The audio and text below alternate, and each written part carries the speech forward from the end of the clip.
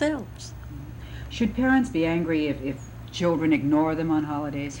Well, when we use the word ignore, and children use that word, the parents use that word, we have to realize that when our child married, he or she married into another family. And they each have strings to that young couple. And we make such demands on them that some couples run away from it. They say, I'm not going to your home, and you don't have to come to mine. I think we are going to make our own life. And it's a harsh way of looking at it, but I think that if parents would realize that we all have the right to our own life. We are all lonely at times. What, in your opinion, are the symptoms of dangerous loneliness? When it becomes depression. If I am lonely and then I begin piling on that, everything that has gone wrong in my life, and I become depressed, then I'm in serious trouble. But we must not blame ourselves for hindthought.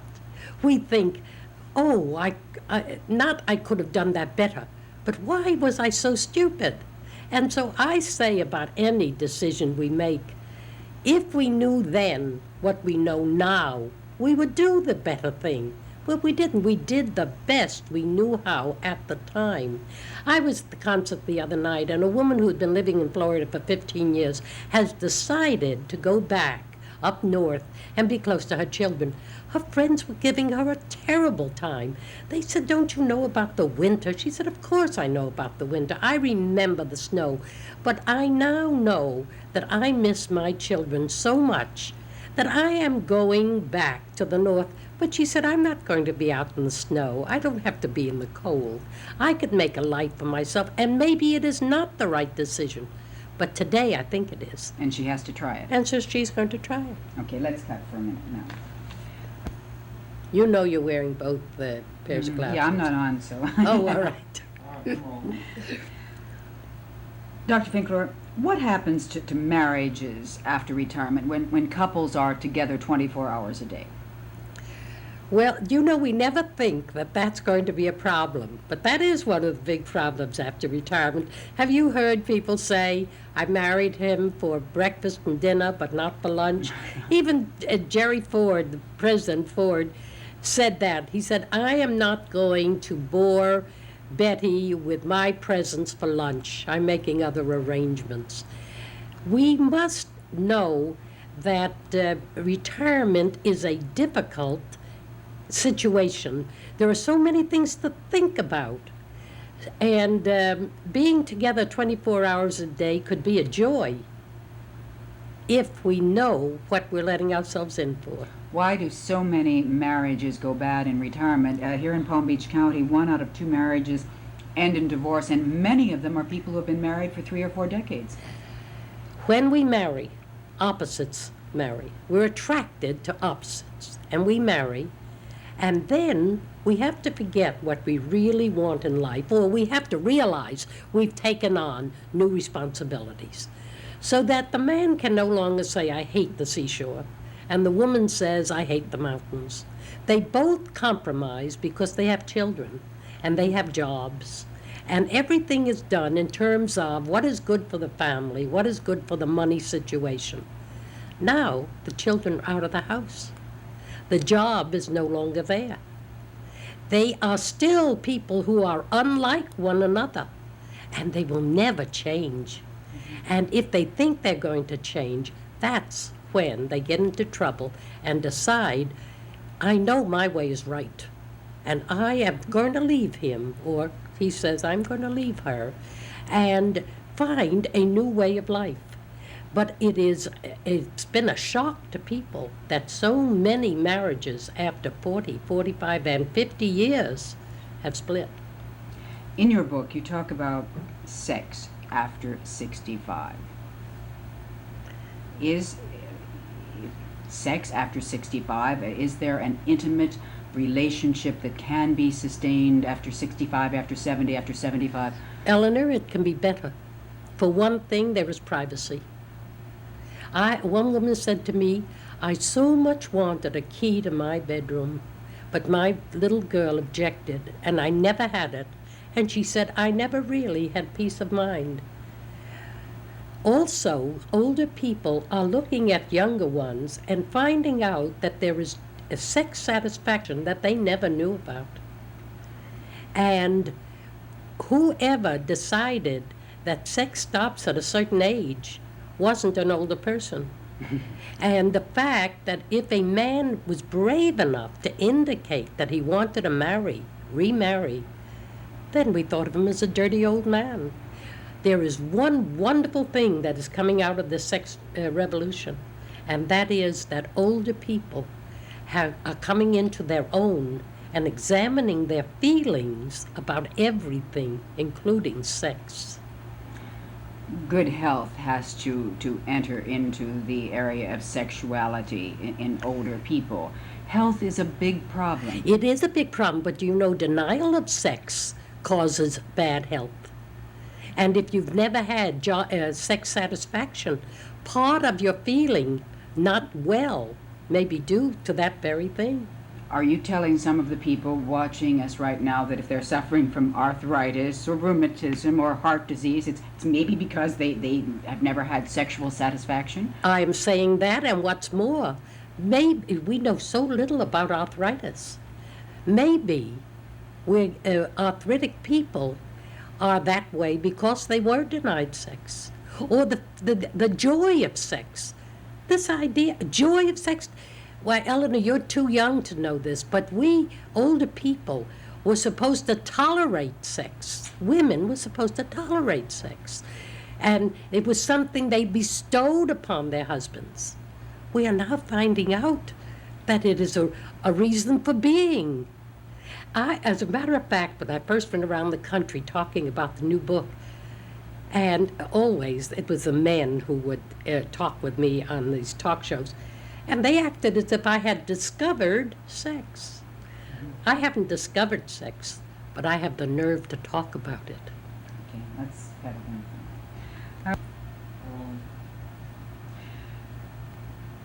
Dr. Finkelhor, you are an expert on retirement. You once retired. You found out that it didn't work for you, and it only lasted, 3 years. A lot of people find themselves now with time on their hands. You talk about retirement shock. Is that part of it? Yes, but first let me tell you, and I think I told you that personally, that after 52 years of marriage, when I retired, my marriage hit a soft spot. It needed reinforcement. And why? Because I was in retirement shock. I didn't realize that when I left this college job as president of a college, I voluntarily handed in my resignation against the wishes of the board because I was tired. I know now I should have taken a sabbatical, but that's hindthought. And when I found that I had 24 hours a day to fill in, also the prestige of the job was gone. When I walked into the college, for all my 5'2", I was tall. I was somebody. That's one of the problems with retirement, and that's one of the problems that women have whose husbands have retired. That isn't going to last long because women are back on the front line now with jobs. They are going to go into retirement shock, as I did. So that the important thing for us to realize is that instead of saying, shall I retire, we must first confront the problem. To what am I retiring? A lot of people, excuse me for interrupting, do not have that option. There is mandatory retirement. Exactly. Well, then you have to get to doing something. Last night, I was at a cocktail party, and there was a woman there who had taught school. She had been married twice. Both husbands died. And she said, I don't know what to do with myself. Well, what do you do? Specifically, what do you do? She said, I work in a thrift shop. I like it, but it isn't a full-time job. I said, did you have a dream of something you really wanted to do? She said, well, I was a grade school teacher, and I liked to write. I said, only today I saw an advertisement where a publishing company is looking for authors for children's books. She said, well, tell me, how do I get out of this laziness. She said, I must call it laziness. I said, by doing the next thing. Do one thing. Phone this company or write them a letter and tell them that you write and that you're a grade school teacher, and perhaps they will then even tell you to submit something. So when people say to me, I don't know what to do with myself, nobody has the answer for us. What about retirement communities? We have so many of them here in Palm Beach County. What is your opinion of the retirement village, so to speak? Well, Paradise? no, I don't call it paradise. I call it a playground. And I think it's all right to be in a playground, if that's really what you want to do. If you have been so involved with a job that you didn't really like, you had to be on the job, it supported you, your husband worked at a job, it supported him, but you were looking for the day when you could escape and have time for yourself, I think then the retirement villages are fine. But a person says, I had so much I wanted to do, but I'm caught in this thing now. I find that I'm living in a community where what you're going to have for dinner tonight, and mostly going out for dinner, and playing games is important, and I'm not talking that down.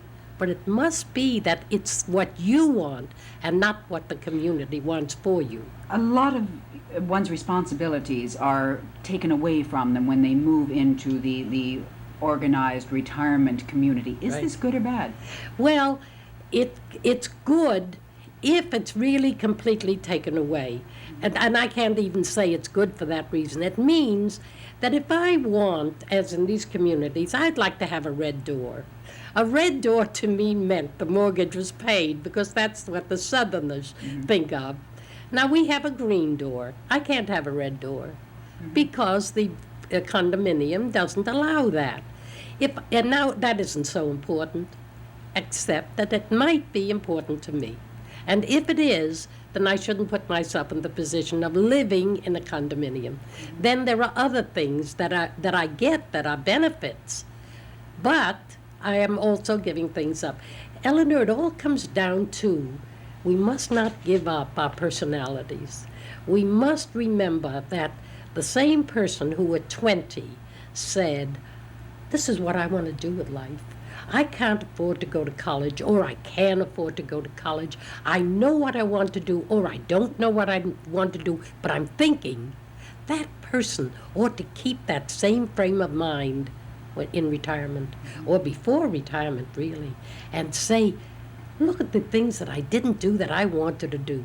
Now, I must say for myself, when I was in that 3 years of not liking myself, that I even thought of doing things that I really don't enjoy doing. I don't like competitive games. I don't like games. That doesn't make me better or worse, but it makes me for what I am. But during that 3-year period, I really tried. I tried to play games, but I wasn't a good person. I wasn't good for the group. Getting back to the retirement community, is this not what happens, that people might tend to lose their own identity? Also, they are surrounded with people their own age. They've lost contact with other age groups. Exactly. Not only that, but the same people all the time. And the conversation is not... And who died last night? You can't say who had a baby.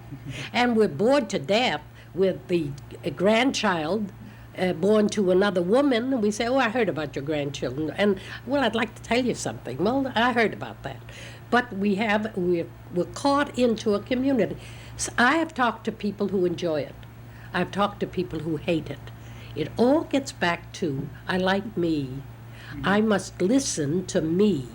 And if what I want to do is not what my friends think I ought to do, well, for goodness sake, shake the friends. The fear of death, is this something that preoccupies one as they get older? Not as we get older. It's wonderful. I think nature is great. Nature makes us forget childbirth. Do you know, Eleanor, that if we had to decide an hour after we had our babies to have another one, we'd say no, because we remember. But nature made us forget. Death. No, that's what I meant when I said that nature is wonderful. Nature makes us forget pain and makes us accept the inevitable. And if it weren't for that, old people would be in a situation as if they had a death sentence. But older people, because of nature, accept that death is inevitable, and that we don't even put it that way. We say it comes to everybody, and then we quickly go on to something else, not in fear, but because it is inevitable. And it's also wonderful that we learn to live every day. When we're younger, a day is nothing. Well, if I waste today, what's the difference? But when you're older, you know that every day is precious. And if you don't know it, it's unfortunate. Because then, when we lose somebody dies, we say, I should have done that. I had meant to. Older people, more and more, learn that what they mean to do, they have to do today. And not because they consciously decided that, but nature decided it for us. Okay, let's cut. Herb, let's bring you in for the rest of the... You're both Dr. Finkelhor. Yes, yes. You rolling? Yeah. We just say Dr. Herb and Dr. Dorothy. Okay. So that. So many people in Palm Beach County, so many older people live in retirement communities. What is your opinion? I'd like both of your opinions. My feeling about it is that it takes away from a person the initiative for his own life. It does remove responsibilities that become problems. How to take care of the housekeeping of a house, the outside of it, the plumber, the electrician, the air conditioning. All you have to do is call the office, and that has advantages, but it also takes away the fact that I can't have a red door if everybody else has a green door. Now, that wouldn't seem to be such a serious problem, but it also means this, that I've moved into a community, and I like people, but I don't like to have the same people constantly in my horizon. I like to see people because I enjoy travel. One of the reasons I enjoy travel is I like to meet a lot of new people. Well, when I go into one of these retirement communities, it's the same people over and over again. And also, I'd like to know who was born last night. That isn't a question you would find in a retirement community, excepting somebody's grandchild was born. Well, I heard about your grandchild. I'd like to know more than As you say, the conversation every morning is what? who died last night. Dr. Herb, do you agree? Well, I appreciate everything that Dorothy says about retirement communities, and I don't like the restrictions of a condominium. And they exist we live in a small condominium, just a dozen people. And the restrictions are people like different things. But in a larger condominium, the restrictions are minor, or you have a lot of people who like what you do, so you have a chance of getting what you want. But it seems to me that many of the people I see in the larger condominiums, in the retirement communities, seem to be happy. Dorothy always says, how do you know? And often when we get to talking to people, they aren't as happy as they appear. But you have a wider selection of friends, of possible friends. And But they're all the same age group. Is that good or yeah. bad? I think that today there are more people who are 55 and 60 who are coming into these retirement communities. We have some friends who are in their very early 60s who are in large communities, and they seem to have a good life. Then there's another thing that I think for a person who loses a spouse in a larger community, there's more of a chance. It seems as though the odds are against you, but there's more of a chance of meeting and marrying a second time. All those things are very true. However, last summer, we went up to Vermont, and we loved it. And in trying to think through, what is it we liked so much about it? One was that there was a young man, he was 24 years old. He happened to be the cook for this little hotel we were in, and we became friends, and we went to the museum together. And I came away from that thinking, well, there were people my age there, and there were people 60 years old, and there were people 16 years old, and I think that that makes for a good life. I could envy a 20-year-old and walk away and think, I could do that. What am I envying? Something she's doing I can do. So that having different age people is important. You think it's healthy? Yes, Now that I have the a two lot of you, young friends in now that I this have park. the two of you together, you have been married 58 years. You are both out We tell of our retirement. age. Oh, yes. Oh, you tell your age? Oh, we tell our age, yes, Right. because it gives people hope. I know on the back of your book you were 76. Six, that was 2 years ago. Well, I'm 78. Oh, that's easy to figure out. And 78, Dr. 79. 79. And I'm waiting for 80. And do you know why? For people to say, imagine, she's 80 years old. There was a program on TV last week, all week long. They had people over 80 in a game show. And first of all, they made the questions much easier, even though one of the men was a Phi Beta Kappa doctor. And the questions were easier, which I thought was an insult. And they, every time they introduced the speaker, they said, and imagine they're over 80. And I want to know, what does the public think happens when you're over 80? Okay. Do the two of you ever get bored with each other? Why, of course you do. You get bored, you get angry, and what do you do about it? We have a chapter in the book in which we say, learning to live alone while you are together. Parents say no to adult children. They should not only say no, it is their responsibility to say no. Imagine a young woman who says to her mother, we're going to buy a house. In order to be able to pay that mortgage, we're going to need help from you. Well, let's say the mother is foolish enough to say yes. What happens to the husband of that young woman? He doesn't feel like a whole person. What about parents who, as they grow older, they put everything in their children's names? Oh, that is such a mistake. Money is the big problem. I remember when I was a very young girl that my father used to say, and that this isn't an uncommon statement, one father could take care of 12 children. 12 children won't take care of one father. And people have said, well, it will save tax money.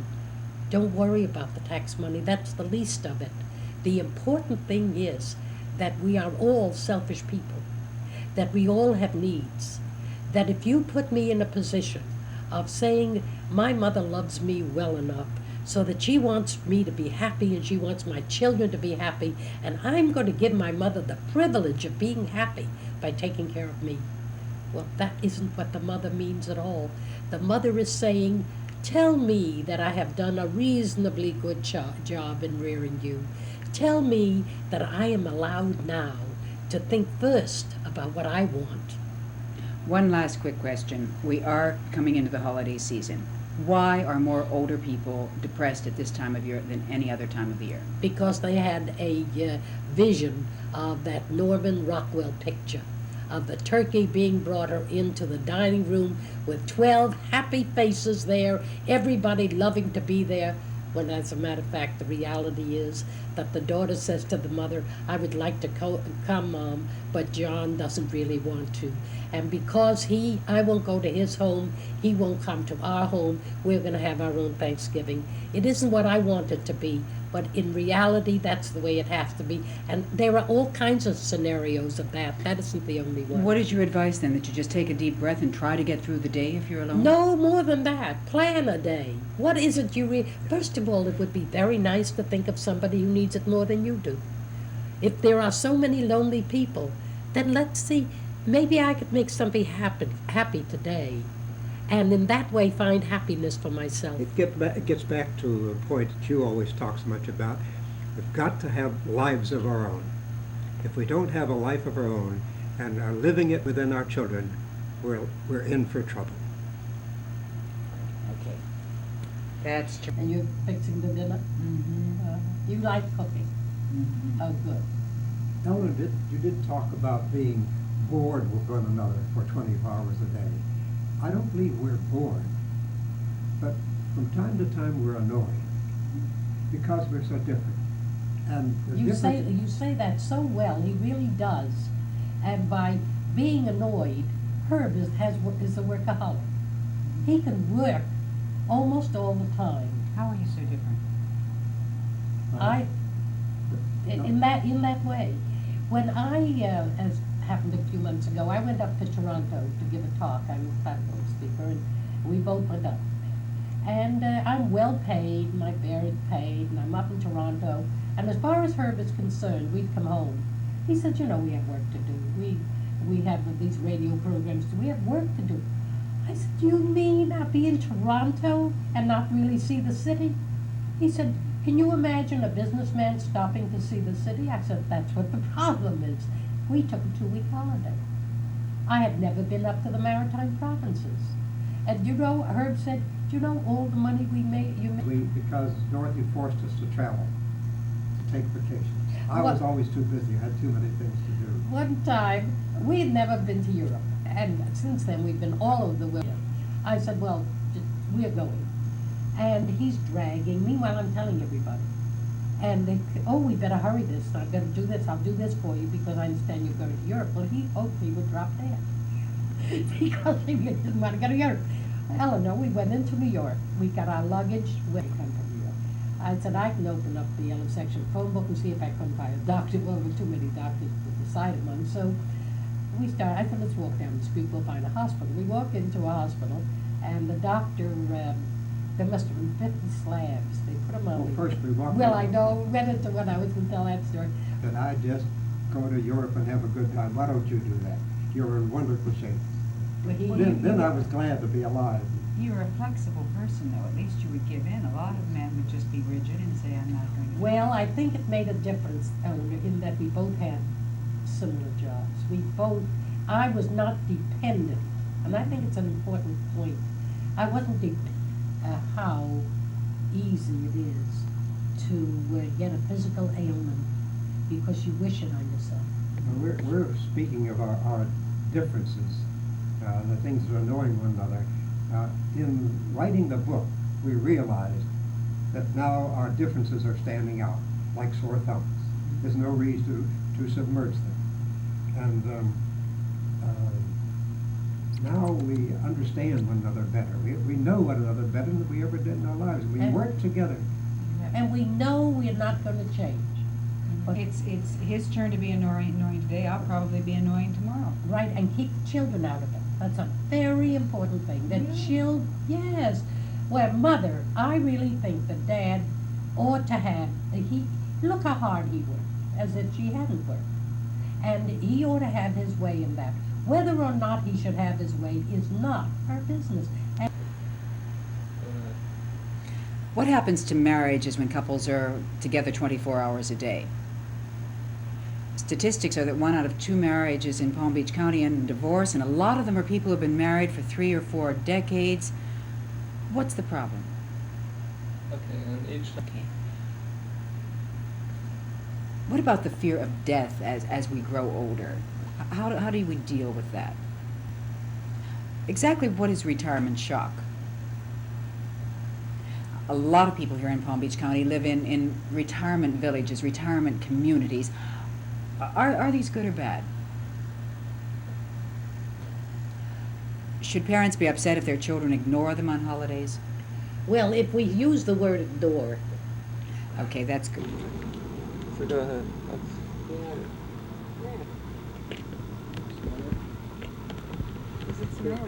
no, not during the day. It's interesting the way it goes.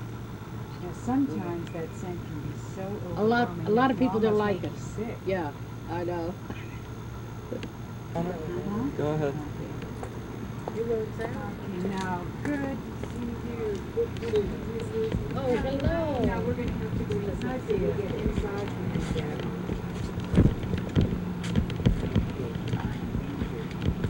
Just close the door.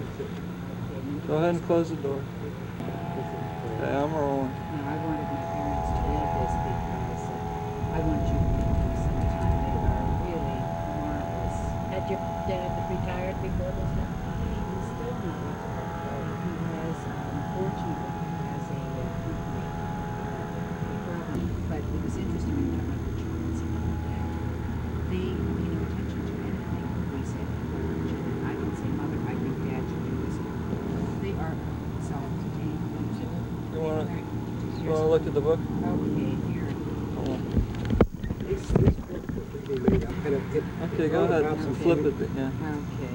Maybe every couple should write a book. Oh my heavens, my notes are in here. Probably my shopping list. You want to show our picture on the back? Yeah, I do. Okay, just flip it over. There. Are your folks staying with you? No, they happen to live though in the building next door, which is nice because we see them and we're not back and forth all the time. And I feel better now.